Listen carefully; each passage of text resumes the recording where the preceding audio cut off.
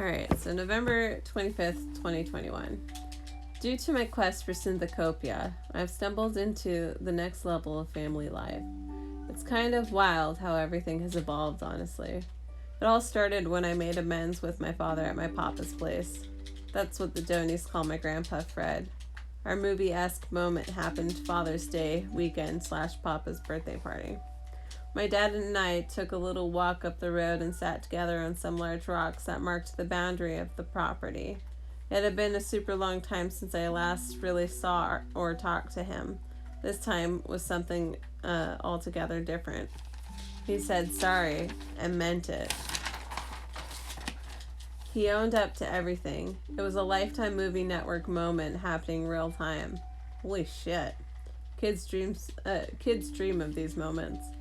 We had both changed so much. We grew, we practiced self-care, we healed, and we were two grown adults meeting for what felt like the first real time. Well, shit, now what? I've been fixing up the house. I never remarried, and you're my only kid. I want to leave you the house when I die. Otherwise, it'll go to your cousin. I shifted uncomfortably. I'm going to have to really think about that if I'm going to be honest. That house has a lot of memories, and I need to process this. He understood. I don't plan on having any more kids, nor do I plan to get remarried. The bloodline ends at you. He was right, because I don't plan on having kids either. I can't believe this all really happened, if I am honest. It's been so surreal. A lot has happened since that day. I never knew the Donies, not really. They were my neighbors growing up, but I was always afraid of running into my dad. I literally missed half of my family because of one man. When my grandmother died, it had been a few years since I had last visited. Yet my mom's house was right next door. I never saw the Donies. I dreamed I saw her on the astral plane. She hugged me and told me that she understood why I was always away.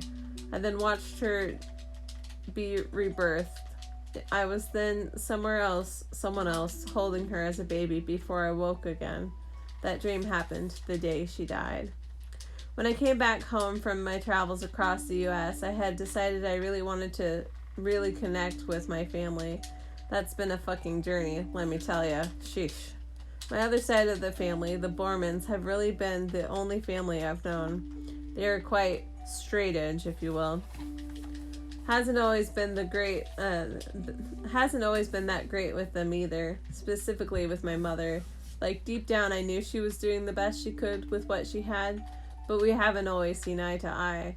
Like, I had vowed to never get to a point where I'd ever live with her again after I turned 18 and moved out. I'm 32 now, still never moved back in, but have crashed there on occasion. Today I found out how my travels affected my mother. I guessed, but she confirmed my suspicions today. Scared, praying, worried, happy to know where I was. You know, she really changed after she almost died. I had seen how that defining moment really shifted things. 5 pit bulls mauled her pretty badly, caused permanent damage in places, and forced her into early retirement. She worked at Pendleton Woolen Mills for like 27 years. Wow. If it had gotten so bad that the pain caused her daily pain so bad she'd puke all the time. She would also just sleep so much. Yikes. We thought she might die early too with how she was worsening. Found out she finally solved the puking and sleeping, acid reflux or something. What a relief. She too has been fixing up her house, my childhood home. Both parents fixing their home, ready to tie up life's loose ends. I had started going to dinners with my dad, 1 to 2 times a month. It's so odd to have him back in my life. It's odd to go to family gatherings again with the Donies in general, honestly. It was Thanksgiving today. I got to see both sides. I started with the Bormans, my mom's side. This year was a little different. My aunt hosted at her place. 2 tables were crammed in her kitchen. Usually it's at my grandma/grandpa Borman's house, but they unfortunately have bedbugs that just won't go away. The intimate setting led to passing the dishes back and forth. I loved that. We'd usually sit in a huge circle around their living room. It felt right when we changed the environment. I missed them. The last time we hosted a gathering at my aunt's was right after my great aunt Jerry passed away. She was my grandma's sister. The family fell apart a little after that, but more so after her other sister and that sister's husband passed. It was one of those, they died within a month or so of each other. After they had passed was also when I came out as being a polybisexual atheist. Let's just say that wasn't the most accepted I felt by them. Like, stop talking to my mom kind of deal. People had moved away, like family holiday gatherings were tiny. We were breaking apart at the seams. Watching Grandma cry for the loss of her family made me have quite a few difficult conversations in order to smooth things out. Honestly, it wasn't until that incident with my mom and the dogs did things sort of actually feel like we could legit mend anything. Siblings too. Like they had both been holding grudges. Like hardcore grudges. I had nudged them into giving Mom a second chance. See, my 3 siblings have the same mom, but all of us have different dads. Talk about complicated.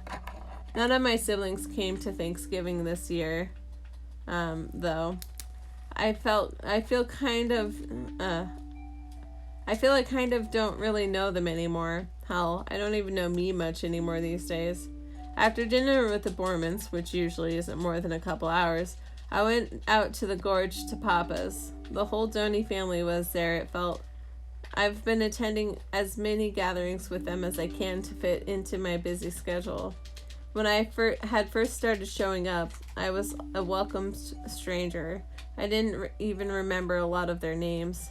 That and there were new faces. Today I would say I've really been able to invest into quality time with a lot of them. I really felt like I was part of the group, not some outsider. I had felt like I belonged. I've longed for that feeling. After about 5 hours, people started heading home. I had been dropped off by my partner. He has his own family thing he attended. So I couldn't leave. I walked over to my mom's place instead. She was still up. We ended up talking for a few hours. It was nice getting to catch up with her one-on-one. She's quite an impressive woman of action, really. I look up to her. I look up to a lot of people in my family, honestly. I've got mad respect for the lives they live, like solid props.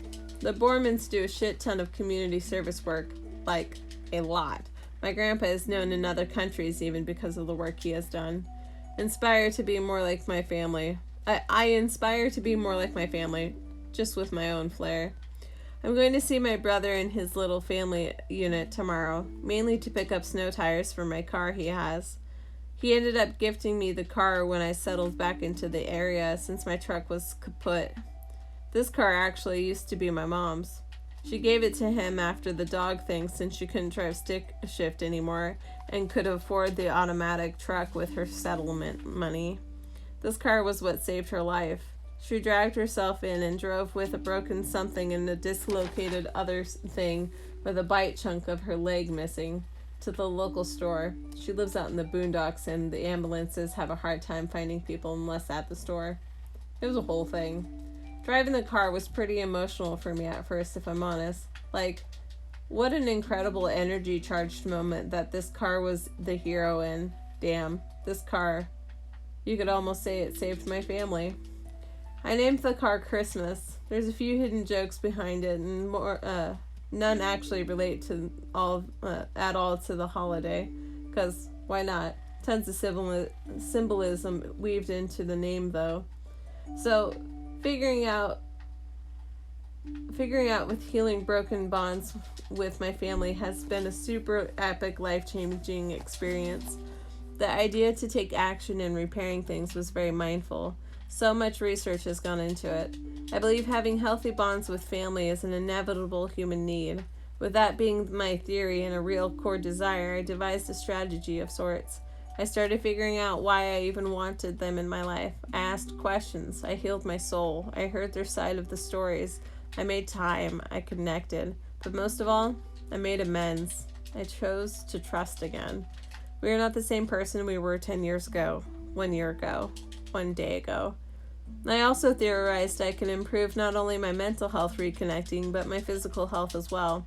If I released childhood trauma by addressing it in the present, I would release it in my body where I might unconsciously be holding on to it by tensing or whatever. I'd also have an opportunity to laugh and smile more, relax. I could maybe even be boosting my immune system's response by not holding on to all the stress around the sad parts of being disconnected from family. I'm excited to see where this all goes from here. I've never felt so emotionally fulfilled like this, but this is the dream I've always wanted to step into. I feel authentically happy. It's glorious. Who knew this was possible? Am I healing generational trauma? So yeah, that's it. Damn. Yeah, that was basically... Wow. Well, thank you. Yeah, I didn't even talk about the thing with my dad and the baseball. Baseball? Oh, like, I was really sad that I never had a chance to throw a baseball with my dad. Oh, yeah. And then I got the one at the yard sale. Yeah. And that he agreed to do it. I already got the baseball, so now we just have to make time. I could have pulled it out today, but maybe. We'll find time. I like the idea of it being a good moment, you know, not like forced. Yeah. But yeah, I think it's a cute idea. I think I didn't get into too many details, right? That like really put anyone off. Yeah. I didn't feel like it. Yeah, it felt like a very healing moment, right? Like, this whole thing has been very emotionally even right. Jesus Christ. Oh my god. Yeah, I think I'm just gonna kind of track the progress of healing my family bonds, you know? And this journal is just concentrating all those ideas. I think I also need to write about a very, very big important thing that hooks us to a bigger story. You know what that is? Hmm. The big cat show that I went to when I was a kid was with my dad. Oh, really? Yeah. Yeah. Like, one of the biggest goals I had in my childhood was because of him. I never had thought of that, you know? But that's where the love of tigers came from. Fucking my tattoo, you know? Like, I'm getting a fucking tattoo of tigers. Ugh. So I think the idea I have is to actually take this and, well, I could almost make it sign up your email here to learn more, right? And it was like, oh, god damn it. Like, but people would sign up, right? Maybe. I also think that, this fucking project's emotional. Jesus Christ. Yeah. Very much so. Fuck. Yeah. The other journals are going to be very similar, but with different themes, right? So I feel like it's possible to write because I already feel like I've leveled up in this. I think if I hadn't made progress in healing my family bonds, it would be harder to write, you know? I'm sure everyone's got a baseline, but like this is like the after effects of doing the work I'm doing. This is hard work. It's good hard work, but it's hard work, man. Whew.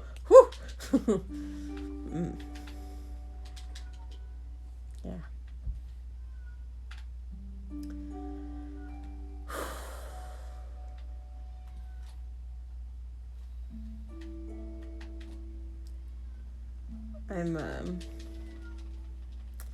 I'm excited to write the amends one, or the accepted one, because that in itself has been quite a journey too.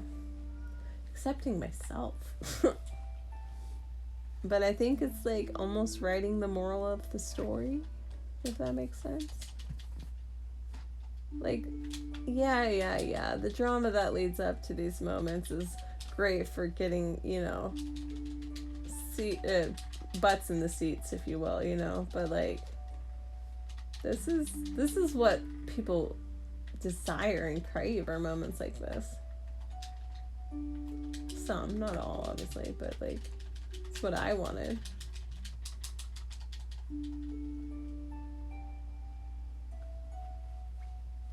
Everything okay?